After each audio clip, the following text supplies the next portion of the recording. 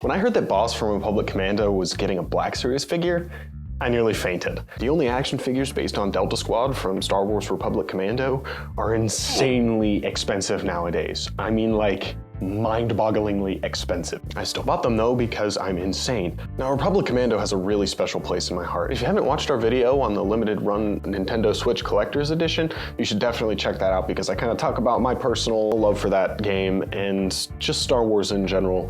But long story short, it was the first video game I ever bought with my own money, so it has a very special place in my heart. And Delta Squad are some of my favorite Star Wars characters. And to have them in 6-inch Black Series scale to go on the shelf with all of my other Black Series figures, absolute dream come true. The only problem was, I knew it was the Gaming Greats subline. For those of you unfamiliar, the Gaming Greats is a GameStop exclusive subline of Star Wars The Black Series figures that gives you your favorite characters from Star Wars video game history. Characters like Ryu Scout Trooper Mold number 79, Inferno Squad Trooper, Jump Trooper, Battle Droid with weird paint in the wrong gun, Constipated Wookiee from KOTOR, Electrified half-transparent Stormtrooper. Oh no. Gaming Greats is pretty much a really lazily disguised ploy to charge a $5 premium for exclusive figures that are really just repaints and re-releases of molds that you've already bought multiple times and paid less money for. And it's all in the name of milking the most money they can out of old molds. It's really unfortunate considering some of my favorite characters in all of Star Wars are from the video games. You've got Revan, Malak, HK-47, Kyle Katarn, Dash Rendar, Grease, OG Battlefront Dark Troopers, and last but absolutely not least, Delta Squad. Now, we've had Revan, and that was a fantastic figure, but that was long ago, and he's since been re-released in the Archive subline, but he was from a time when Black Series was synonymous with dedicated sculpts and astonishing attention to detail. We're currently living in a reduce, reuse, recycle Black Series world, where we get repaints of inaccurate molds with cut corners, missing paint apps, and just appalling design choices. Why are they gluing all of the trooper helmets onto unpainted clone head sculpts? It makes no sense. Is the minimal amount of plastic saved worth it financially? I've heard that it's to keep the ball joint sizes consistent across all the figures, but just make the ball joints the same size. What do I know? I'm just a consumer. I'm separated from the means of production, but I digress. We're here to talk about RC1138. Boss. Now, Boss is from the video game Star Wars Republic Commando, which was one of the very first things to make clone troopers cool alongside Genndy Tartakovsky's Clone Wars. The designs of their armor is awesome. It has this really bulky sort of Spec Ops feel to it. It's really, really cool. It really makes them stand out from all the other clones. You've got Boss, Fixer, Scorch, and Sev, who all have their own unique personalities, as well as awesome, unique suits of Katarn armor. It's so cool. And all of their suits have specialized functions, different add-ons and attachments that assist them in their specific role within Delta Squad. Really cool. Now, I used to fantasize about these characters getting Black Series figures, and that's not a joke. There was an Amazon exclusive Clone 4-pack back in the day that came with the 212th Trooper, a 501st Trooper, a 442nd Trooper, and a Coruscant Guard Shock Trooper.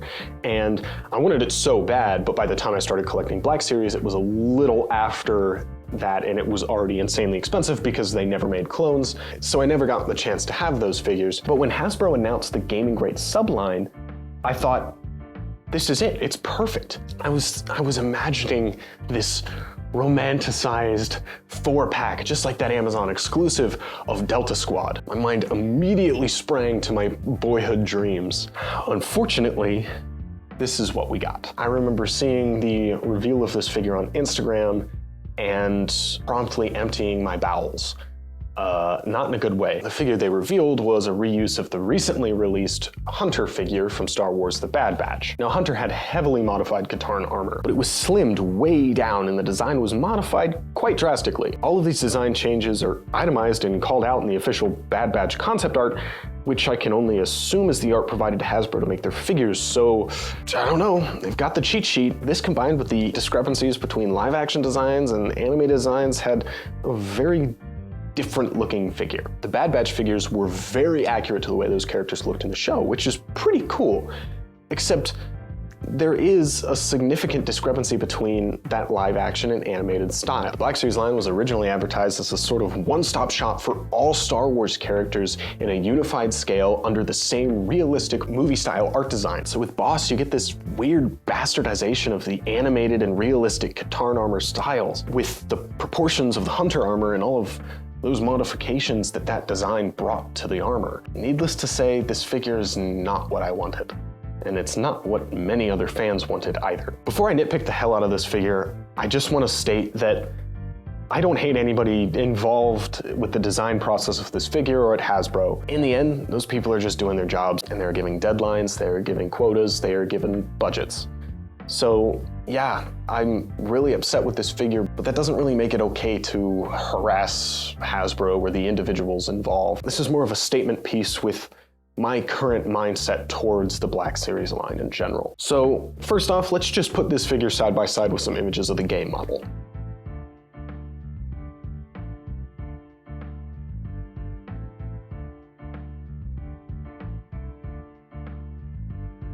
No, your speakers did not cut out. I just don't have anything to say. It pretty much speaks for itself. Now let's list all of the inaccuracies. Not all of these are huge deals. I'm recording them all here mostly for posterity and to sort of show how disappointingly inaccurate this figure is. So let's jump into it. Number one is the proportions. Boss isn't nearly bulky enough and his abdomen is far too tall. That, and I think his chest armor just doesn't quite come down far enough. It just leads to this weird sort of long, lanky, thin design that is just the opposite of what the Republic Commando Katarn armor looks like. Two is the neckline. The Hunter armor has a raised neckline, whereas the Republic Commando armor has a ribbed undersuit visible all the way down to here. Number three is the ridges on the chest aren't nearly defined enough and are slimmed way down for the Hunter mold. Not to mention they are based off the animated design language, with the wider chest that drops lower. Number four is the right shoulder pad is inaccurate and is missing its unique asymmetrical design. Number five, the bicep armor is completely different. Number six, it's missing the elbow pads. Number seven, forearms are completely different models, way slimmed down for the Hunter mold. Number eight, the left arm has a massive slot in it, which is where the knife holster was on Hunter's armor. Yeesh. Number nine, armor plates on the back of the hands are completely different. Side note, really would have liked a stabby hand. Number 10, the small art design on the front of the codpiece is upside down, as well as just the whole codpiece and diaper in general being way slimmed down and smaller. Seriously, no properly proportioned human being could fit their hips into that. Number 11, the ridge along the front of the thighs, as well as the little triangle at the bottom where it spreads apart, should be raised. Number 12, the knee pads are too tall and wide and should taper more into a point at the bottom. They're also glued to the thighs. What logic is that? This provides no knee coverage. Number 13, the shins are slimmed way down and lack the definition around the calves. Number 14, the backpack is all right. The shaping is a little different, but not different enough to justify a brand new sculpt. This sculpt is serviceable. Aside from the fact that there was still a sculpted Arabesh Hesh letter for Hunter sculpted into the back. This is the Taskmaster Baron Zemo thing all over again. Number 15, the DC-17M is way, way too small. Like, beyond too small. They announced Sev for this line, and that is supposed to be this? That's a sniper rifle? Dog, that's a squirt gun. This is the blaster compared to the 3 3/4-inch figure's blaster. They're the same size. That is just absolutely astounding to me. This is the bungle of the century. Okay, that's pretty much it. 15. I'm sure you could find some more very minor ones. You know, the paint job is borderline bootleg in some places, not quite filling out everything it's supposed to be, not lined up with the sculpt. There are some blurry edges on points. Some of the paint colors don't really match, where like the orange biceps don't look the same as the rest of the orange. The orange on the backpack looks different. The white doesn't match up in all the places. inconsistent, but overall I think the paint job is serviceable. Hasbro used to do a lot of dry brushes and washes with their figures, most notably on that original Rex figure, which is the best Black Series clone figure, by the way. And I think this figure really would have benefited from that. The Republic Commando games are really, really grimy. That was sort of the point of that. Bring the prequels down to that grimy Star Wars level, make it feel like a war. And this figure really would have benefited from any sort of weathering. There are these little gray splotches here and there. Some of the paint is specifically chipped up in places, but it just feels like a half job. Really, the only things that feel right to me here are the shoes, bravo, and the helmet. But paired with the super slimmed down body, the large, realistically proportioned helmet just looks wonky. This guy looks like a Funko Pop bobblehead. The helmet is sculpted really, really well, and it's a fantastic representation of the realistic Katarn helmet.